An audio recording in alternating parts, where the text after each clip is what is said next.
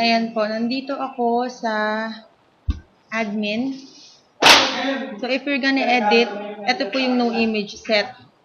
So, obviously, wala kayong nilagay na image, kaya edit natin siya. Edit. And then, ayan yung description, tas hindi nyo siguro, ayan yung price. Tapos, punta lang tayo sa image setup. Then, view uploaded images. Kung hindi pa natin na-upload yung image, pinutin natin itong upload. Tapos, wait lang. Ayan, magsiselect file lang tayo, then upload natin. So, after natin siyang i-upload, mapupunta na siya dito sa uploaded images. So, for example, nasa loob na siya.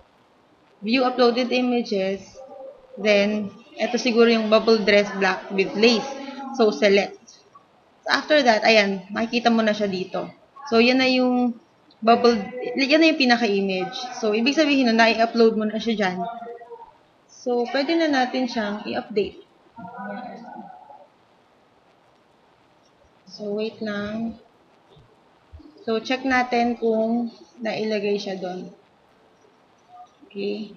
Tapos, wala rin pala nakalimutan din natin siyang ilagay dito sa categories.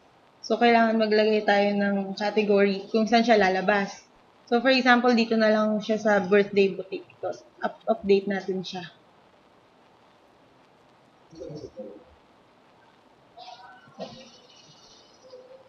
Then, refresh natin.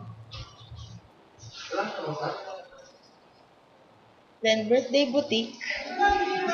Ayan. So, ayan. Meron na siya. Meron na siyang image.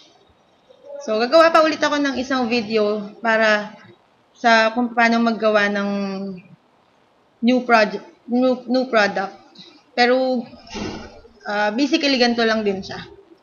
So, yun lang po. Thank you.